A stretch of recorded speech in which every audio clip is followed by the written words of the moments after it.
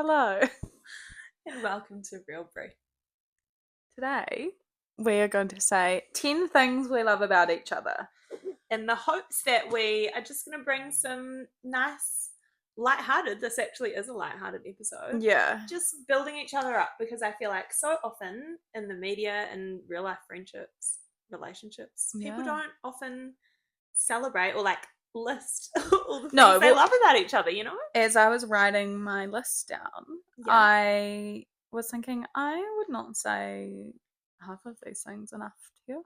No, neither would I. Like, I love it. And maybe it can encourage you all to say the nice things that you think about people. Because sometimes you think them, or you might say them in passing, but to actually like go out of your way and message someone and say, this is what I love about you. Yeah, it's nice. How nice would that be to receive?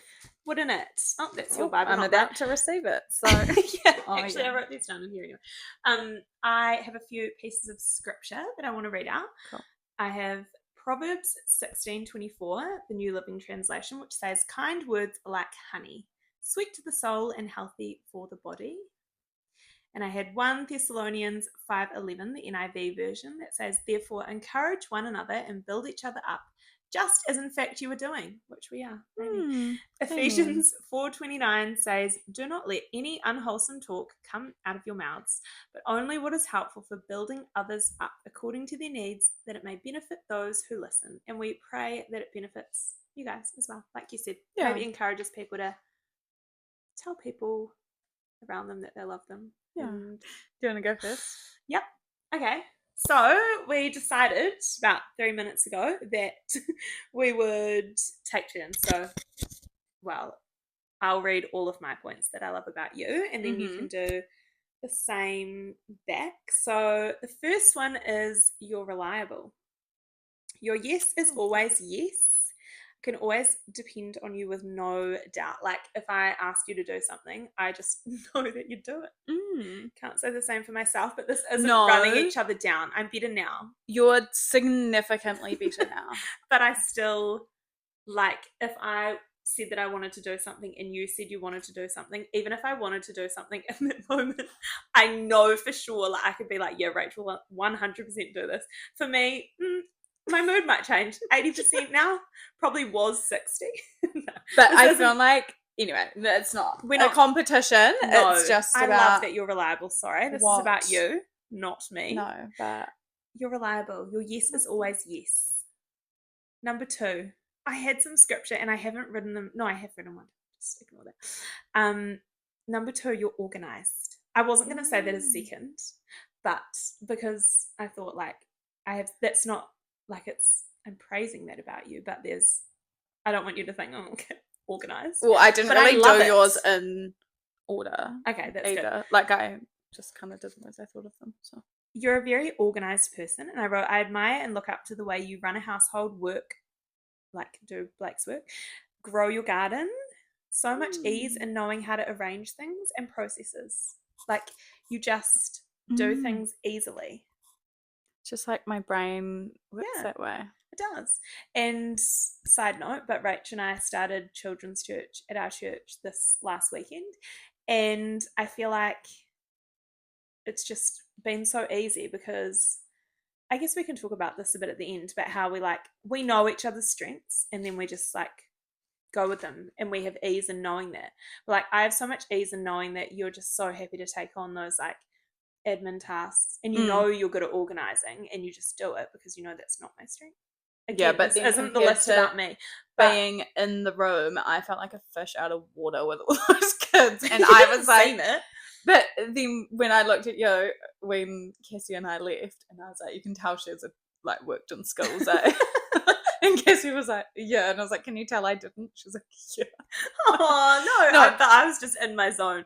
But how good is that I'm like, I'll organize whatever. You've ordered everything. You've set up the room, stuff, prints on the wall. Like my brain doesn't think like that. Like you, I can walk. But in I and will say follow your lead. Yeah, and I'll in the follow classroom, yours. and that actually I had some scripture. Oh, there you go. 1 Peter 4 verse 8. It says, above all, love each other deeply, because love covers over a multitude of sins. Offer hospitality to one another without grumbling. Each of you should use whatever gift you have received to serve others as faithful stewards of God's grace in its various forms.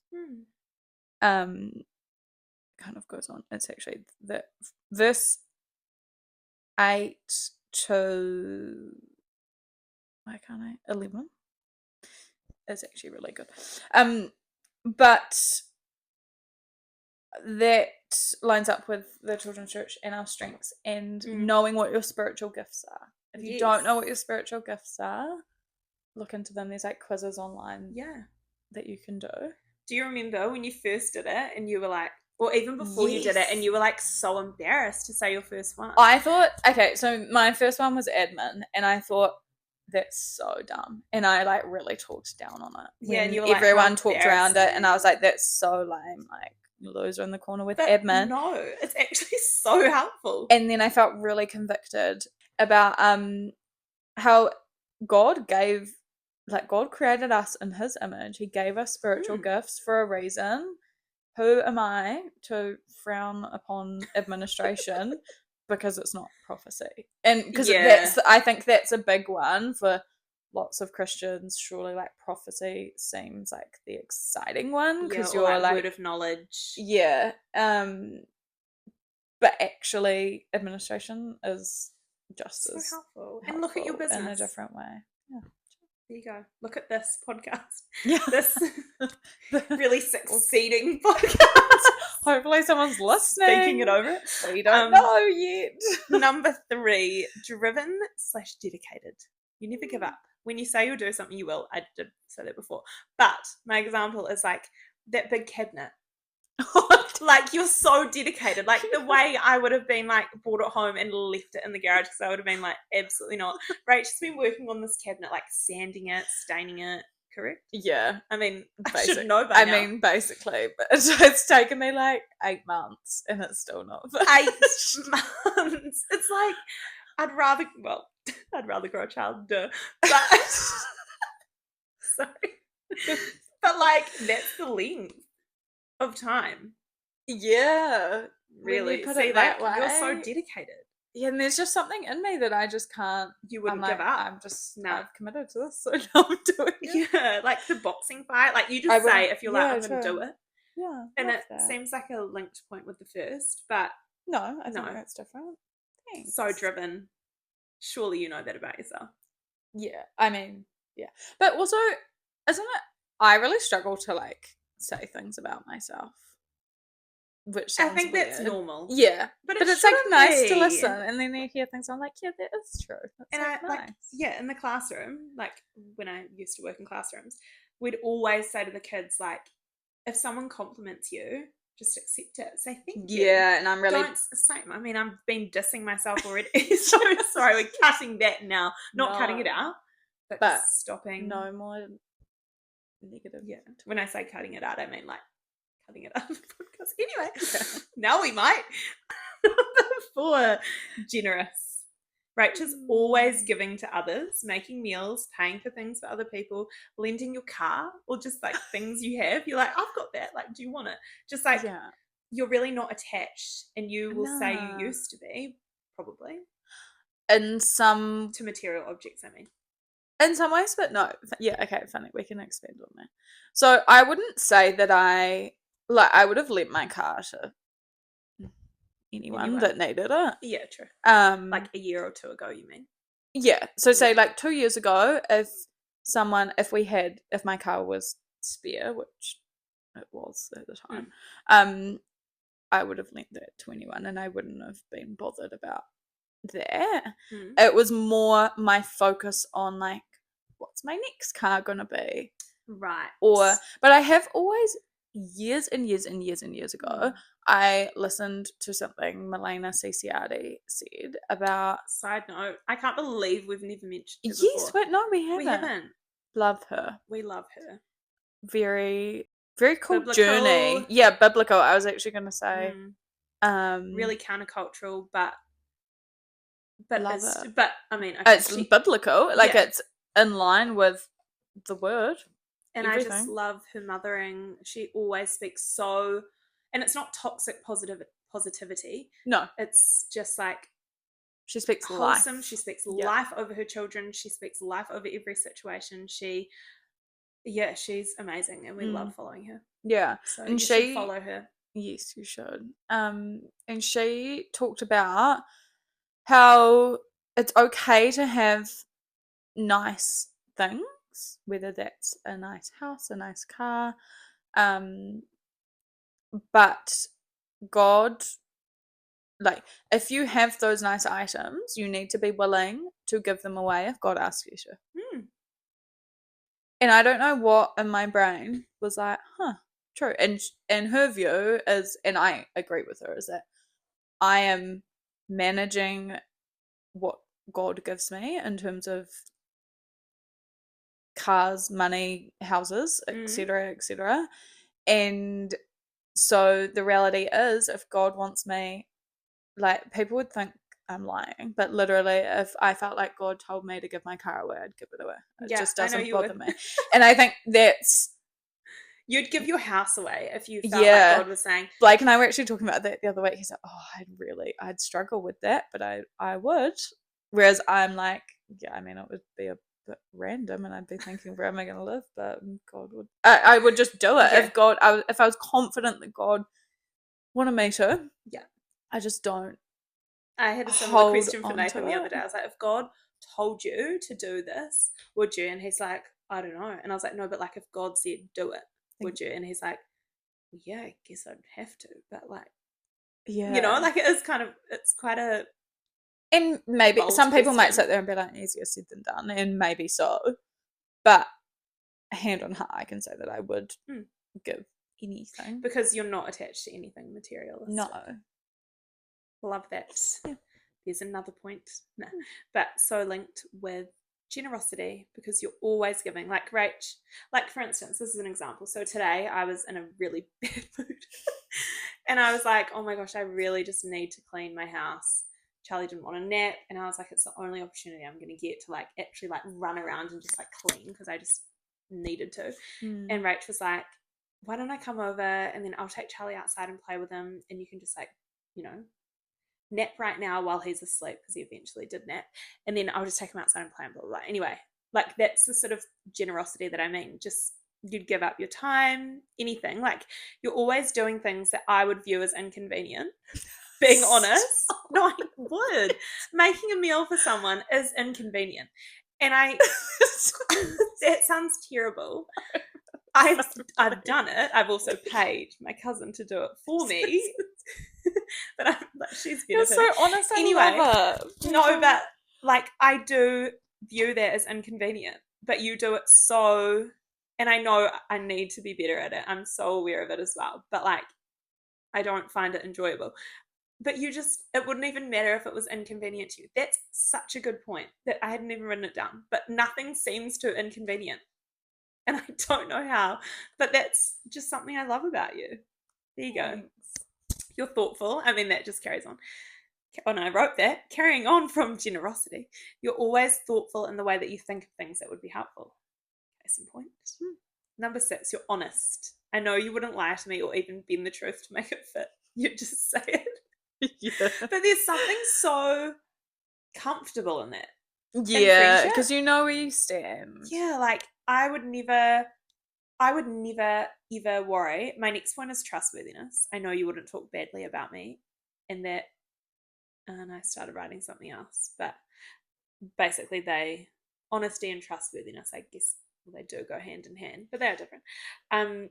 But like, I just know you're not going to be talking badly about me to someone else, and like you know that I wouldn't, and so there's just like this comfortable feeling of like, if you said something like, I don't know, if you told me I shouldn't be doing something, or like should think differently about something, or like, I don't know, I can't think of an example, but like I would know that it was coming from love, and I wouldn't feel like you're going to be spreading that around. I don't know how to even word it, but it's just such a like no filter, relaxed feeling when you actually know someone would call you out on something. Yeah.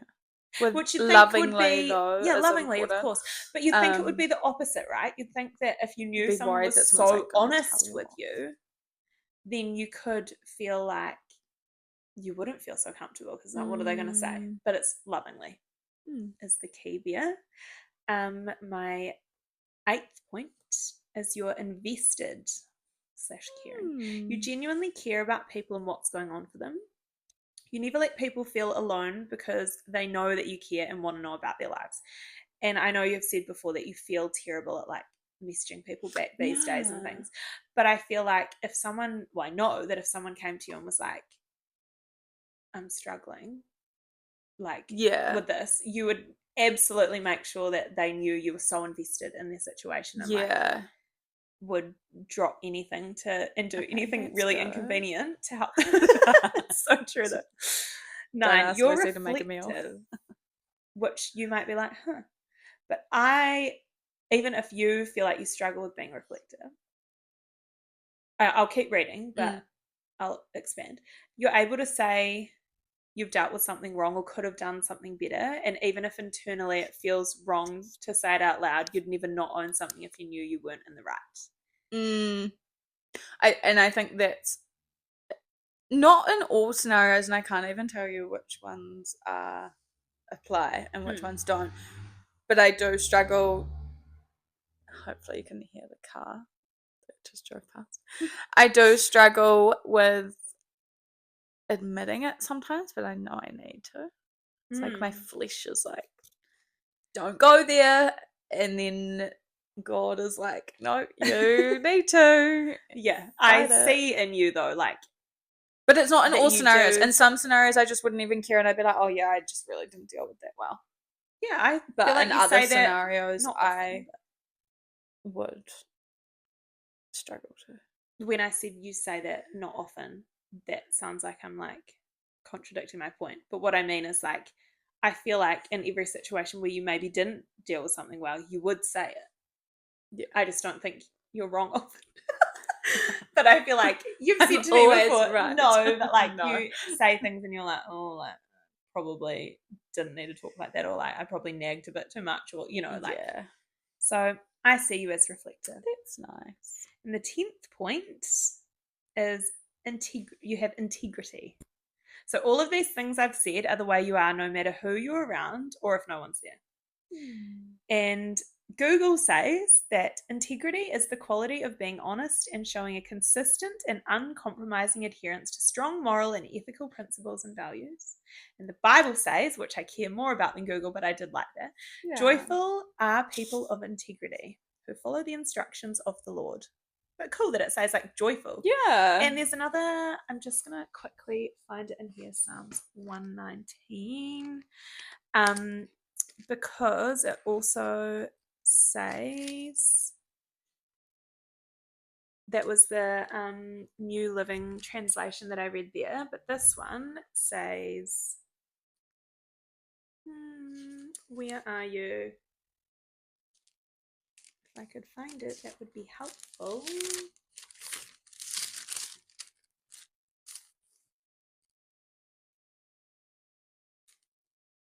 Blessed are those whose ways are blameless.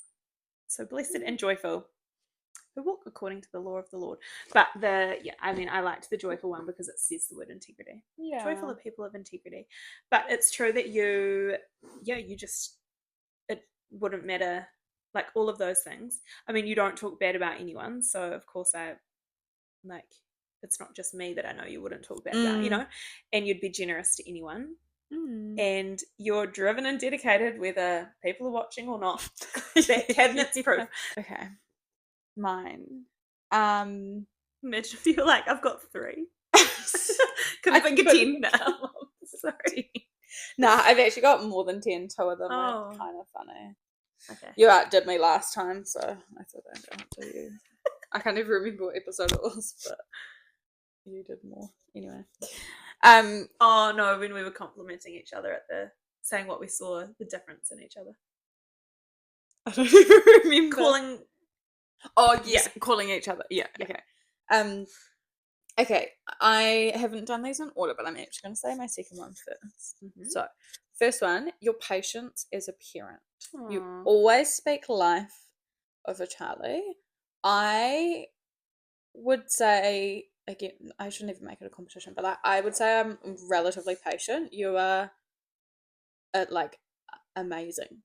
That's so nice to hear today. Because I feel like I wasn't that patient today. But I know that I actually am. Like I have You have really so high much. capacity.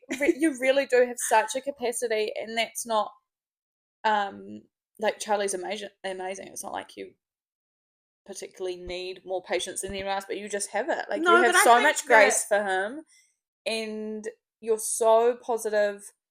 And one thing that like I really notice is that you don't speak about him in front of him. Hmm. And so if Can something, I talk a little bit about that? yeah, So this is going back, Charlie's now 2.5, and obviously like my walk with God, we know a bit about that already, right? So like obviously not lukewarm anymore, and have learnt a lot about how to speak life and all of those things. But I remember when Charlie was only, maybe he might have been 9 months old, when my friend Carrie Ann, who I would love to we talk should to try her and on get her here. on. She's so wise. Mm. She was my tamariki order nurse, which is like plunket, which I mean, if you're not in New Zealand, you won't know what that means. But basically, you have someone come and like a nurse that comes and like regularly, like every couple of months or milestones,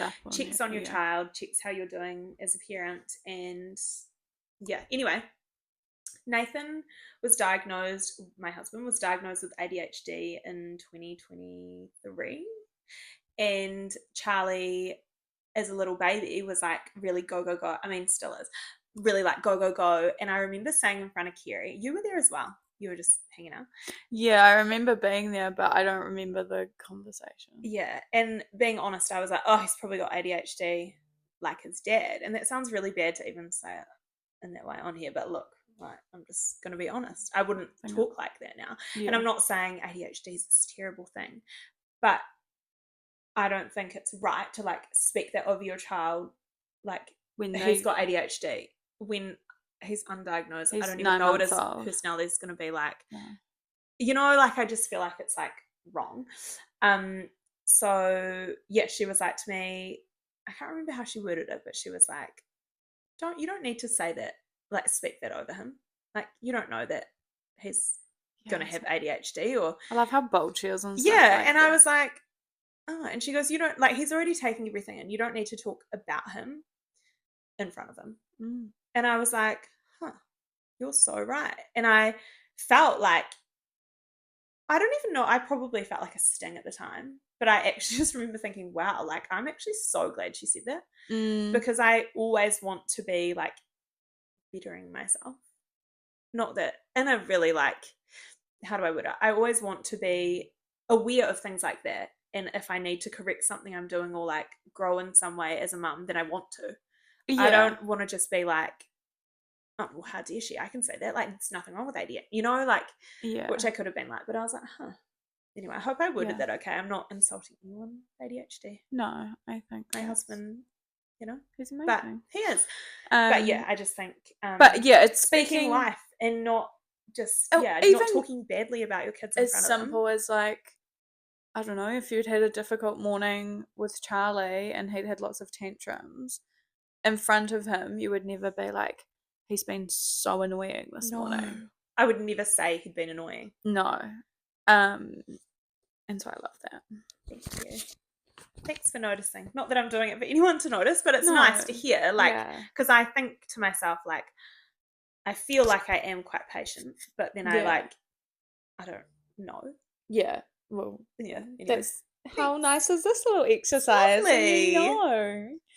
And then I just merged this with the same point, but it's kind of different. I love the way that you love my kids. They will grow up always knowing you will be. Same. I already wanted to cry when you told me I was patient. They will grow up always knowing you will be there for them and love them so much. That is so true. Because you really do just love them. Like I do, like my own. I love them so much. Yeah, so I kind of merged those two together. The second one, your discernment, and I have like a really specific example. I'm so trying not to cry. Do you know what? I'm just gonna say it because I just had a moment then, and I feel like it was from God, but I just had a moment of feeling like sorry that it's not just them that I love. Sorry, but like no matter what happens in my life, like if Charlie's our only baby, even when it might be hard when you tell me your next baby's, because Rach wants a big family and I want her to have a big family. And I've only got baby cream on. Cut it out, stop crying. No, I just felt like God was saying like it's not just them that you'll love, and I just feel like that was like nice to like have that realization, because sometimes you can get in your own head about like what's my life going to look like, and really trying not to be envious of how other people's likely will look, you know. But I just had a moment of being like, I'm going to love all of your kids, like no matter how many I'll have. Anyway, sorry. No, don't be sorry. Back to it. What was the next one? The next one was discernment. Cool. Serious. Serious. Anyway, discerning. The next one was just your discernment. And my example for that was when you pray for other people, especially at our life group. So if you don't know what that is, it's just a group of women from our church that meet every fortnight and do life together, and we read the Bible and we pray and talk and eat. All good things. Anyway, so when you pray, you nearly always discern others want prayer.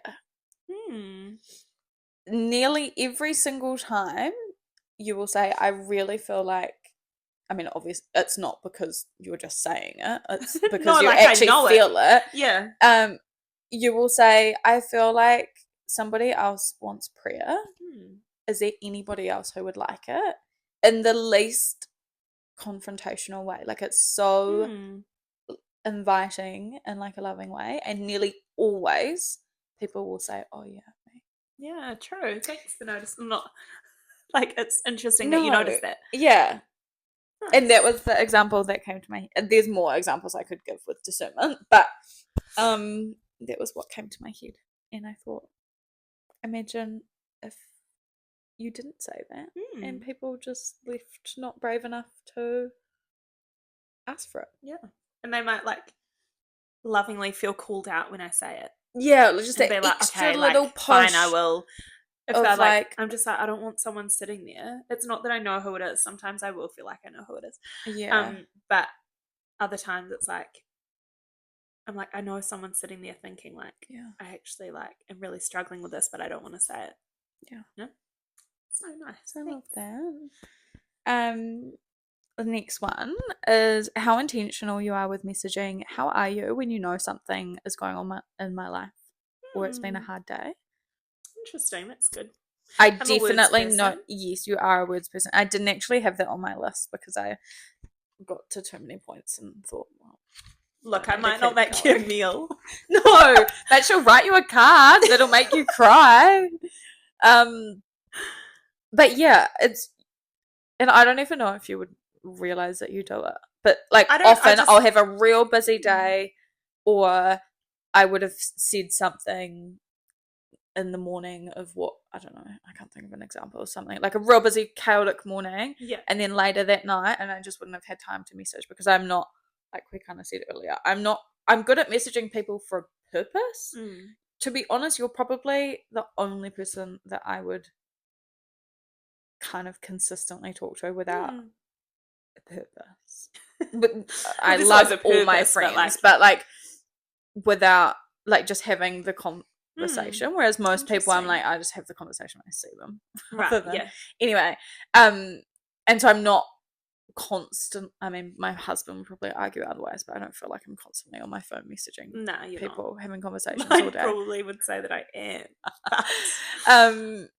It's nice that but it's I nice do that to see I'm forgetful. Yeah, it's nice to like see the message and be like, oh, like that's nice that she's checking in because nice. Anyway, that's next one. What are we at? Number 4. Oh, got lots to go. How easily you admit when you're in the wrong. I do. and how you are just not like if you are in the wrong and you actually reflect on that and agree, then you're just pretty unbothered by that and you'll admit it and there's no. I feel like I remember years ago Blake said it to me. He was like, "You really don't care when you're wrong. Like you just say it." And I was like, "No, I don't." And he's like, Like I said, I Can't feel like, relate. yeah, I think he was like something like that he couldn't relate. And I hadn't actually thought about it much before. Mm. And I was like, that's actually so true about me. I really can. Yeah. So it means that when I feel like I'm not wrong, Yeah, I then actually you feel quite can confident really in it. boldly Yeah. stand up for yourself. But more than, I would actually say more often than not, I am in the wrong about things. Like when I argue with Nathan and stuff, and I honestly am mostly in the wrong. Just truthfully. And then I'll be like, yeah, I was actually in the wrong about that. And I really don't care. No, I love that. Number 5, you are amazing at making people feel seen and heard, and you can start a conversation with literally anybody. Even if you feel awkward, they will never know you feel awkward. That's a skill. Yeah, and you can walk away from a conversation and be like, oh, that was, I struggled with that. And I would have sat next to you and listened to the whole thing and thought, at what point wasn't obvious? That's really nice. So it's a great skill to have, to be honest. It really is. I think I just feel worried as well that people are going to feel like they don't know what to say, so I'll just fill the silence. Yeah, but you're good at filling the silence. What are you going to say? And then I was like, nah, maybe not. I was going to say you're good at filling the silence with like questions about other people, but then not always. No, that's not actually true. Sometimes I'll just tell someone anything. I've gotten better at it. I don't overshare as much now. But I used to I'd tell anyone anything just so there was no awkwardness. Now, I don't feel as awkward, I'd say.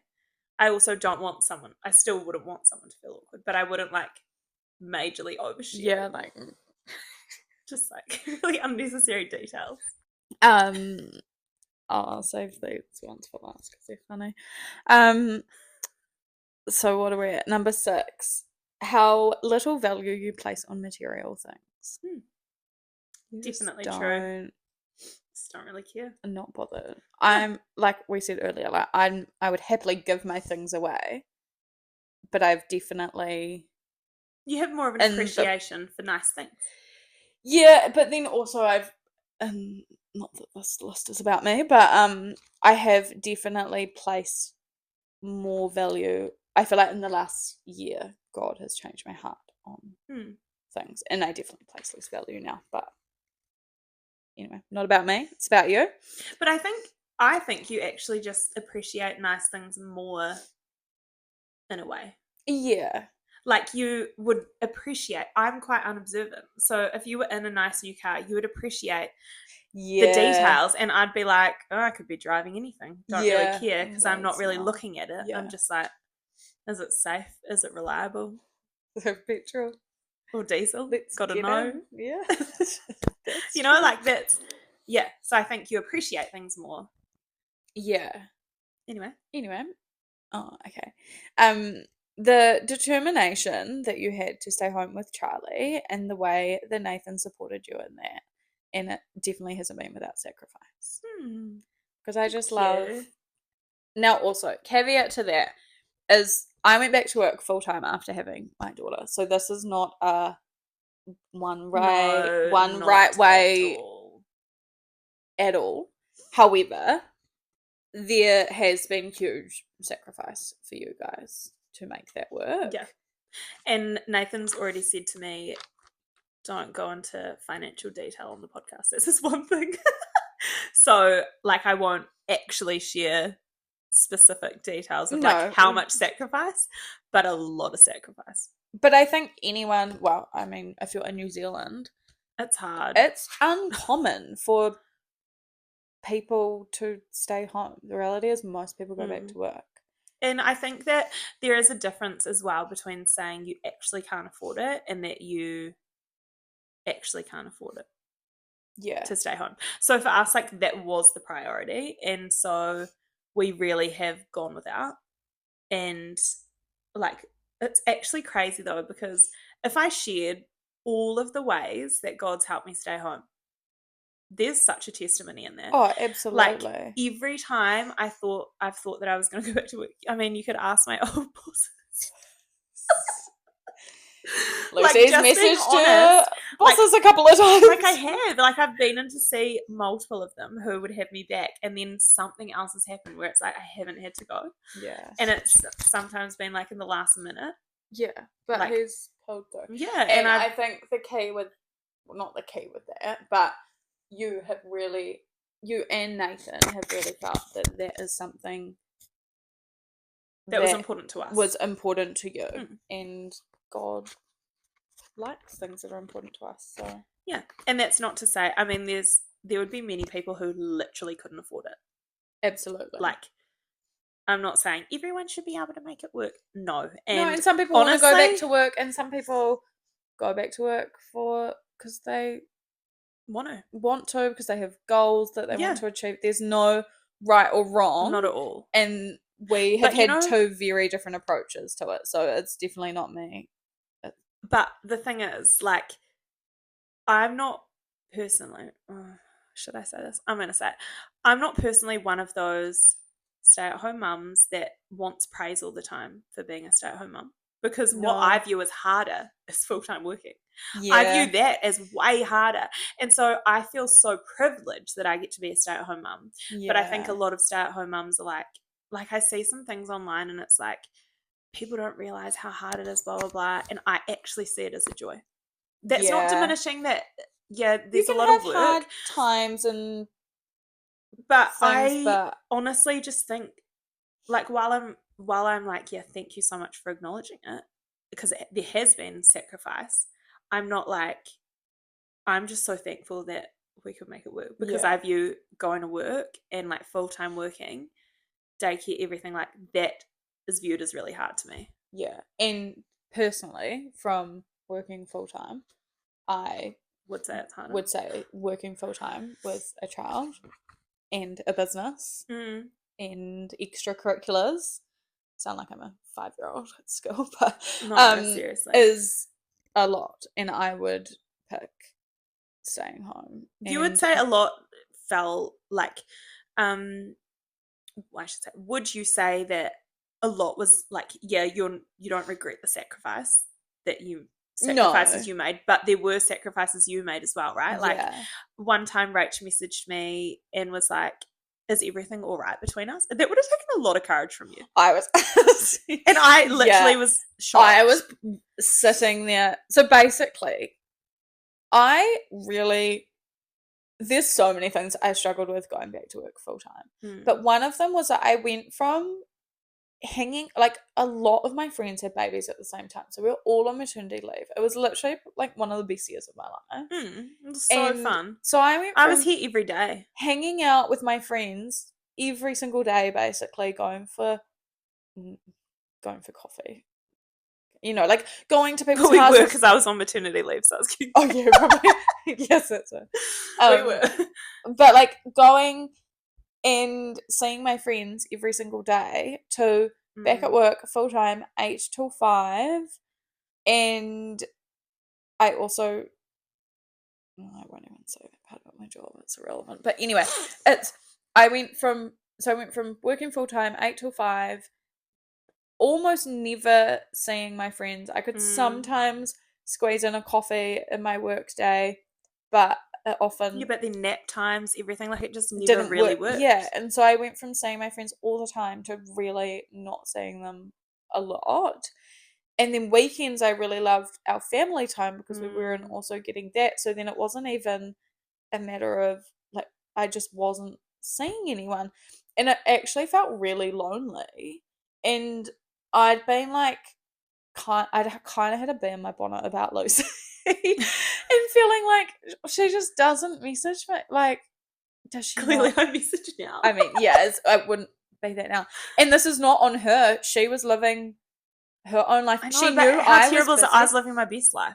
Yeah, I missed you, But I thought, she's busy back at work. Which you actually said, and I was like, okay, I can actually see that. Was that like you were like, I just kind of thought you were so busy. I didn't want to like annoy you with like whatever. Anyway, and so I basically messaged and said like, I feel like is there something happened? wrong? Like, have I missed Yeah. something? And I'm so not that person to think that. Nah. I feel like But I generally was if literally like, something what? happens, but it also kind of points to like where I was at with my stress levels of working full time, because I wouldn't Yeah. normally have that perspective. But I also should have, in hindsight, picked up on the fact, like thought about how would I feel if I was working full time. But I was so just like, Well, you were just focused on busy, Charlie. and fair enough. Yeah. No, but like I should have really looked. But Anyway, but also that comes back to like being honest in a friendship. Like, yeah, I didn't say it for longer than I should have. And then I was like, no, I'm actually like starting to get annoyed about it now. So I'm just going to message it because I'm glad you did. I can't be annoyed and like not even talk to you about it. And then it was fine. And I got it off my chest, and she was like, I I'm can't so even sorry. remember what happened from there. Obviously this. Nothing. Like, it was fine. I just Yeah. accepted that was, and that was actually kind of a reality check for me, that actually the reality is I was working full time, so like that was just my life, and that I didn't have the time for friends essentially. Yeah. So it was hard, but anyway. But some people probably love it. Yeah, and so we're not diminishing if you actually love it. Like, you're amazing. Yeah, and that's good. That's the thing. You really just have to focus on, one, what God wants for you and your family, and two, what you want for yourself. And sometimes we have hard times in life where actually we're just having to do what we have to do. yeah. You know, there's some people that are just having to work. And sometimes it's not even an option. Your ability to ask the right questions, whether it be a medical appointment or in a conversation. Honestly, if I had a difficult medical appointment, I would bring Lucy. Yeah, I am good at that. Yeah, there's something about, even at my birth with Percy, you came back like after my horrific near-death experience. Literally near-death experience. Yeah. We still need to talk about that. Anyway. Yeah, we should actually record that. I feel like. Anyway, you came back into the room and asked questions that, one, I just hadn't even thought to ask. It seemed glaringly obvious when you asked them. And the same with Blake. He was just so like, anyway, you're just great at asking questions. But then as I was writing that, I remembered I'm nosy and I'm confident. Yeah. It's actually it. But they're not irrelevant questions. No. They're actually like applicable to the situation. Mm-hmm. And I kind of go into things like that and just kind of blank. And I want to know everything. Yeah, I want to know, but I don't know what to ask. It's like I just sit there and I'm like, I don't know. Anyway, you're great at asking questions. And then I remembered when I had my obstetrician appointment when I was pregnant with Percy, I'd been voice messaging you, I think, in the morning, being like, these are the things that I want to ask. And then on the way to my appointment, you messaged me and you'd literally typed out all of the questions for me. That's right. And that was quite admin-y. Yeah. Because I was working. And you were like, you probably haven't had time to write them down. So, like, here's the questions. And I was like, that was so nice. Because I would have gone into that appointment and not asked any of them because I would have forgotten. No, I would have asked a few. But anyway, I'd forgotten about that. So, you're welcome. Nice. Thank you. And then I've stopped counting and then I've done them in the wrong order. So, I don't know what number this is. But anyway. You always take photos. I have so many that I cherish of me and the kids because of it. And I feel like that's one thing that often, as a mum, you don't often get heaps of photos with your kids. I feel like I could do better. So I'm glad you've said it. I'll just improve. I mean, take more if you want. But it's definitely like, you are just great at taking photos in moments where I wouldn't necessarily think about it. You're just... I love photos. Yeah. Then she continues. But they're like all over the place. I really wasn't organised today, so people will be thinking, is she really good at it? Okay, I'll do this one and then I'll do my two funny ones. When you started going to mentoring with Barb and Trevor, without even realizing it, you literally spoon-fed me the Bible, and it changed my life. And it wasn't even your intentions, but thank you. No, you're welcome. Makes me wanna cry. And then the last two, I'm kind of nervous.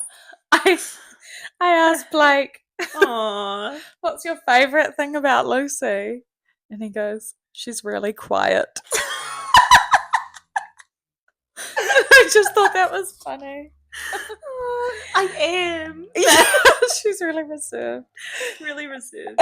Shy. And then the last bonus one, which is just lovely, is your hair. No, she couldn't give me anything good. Your hair. She doesn't dye her hair. Imagine having that's so that nice. Naturally. I am thankful for the hair. Yeah.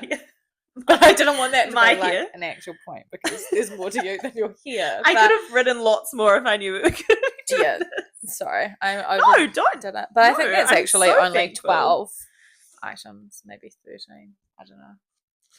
Anyway. I mean, I could continue, but beautiful. Thanks. Bit of a random episode, but hopefully you enjoyed it.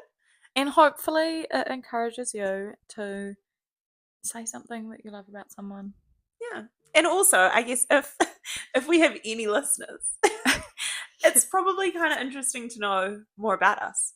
Yeah, true. Probably actually, like, that wasn't the intention of it. No. But probably learnt a little bit. Hopefully. About how quiet I am. No, but that was nice. Hope you enjoyed our wholesome little chat for today. Yeah. Have a good day. Bye. See ya.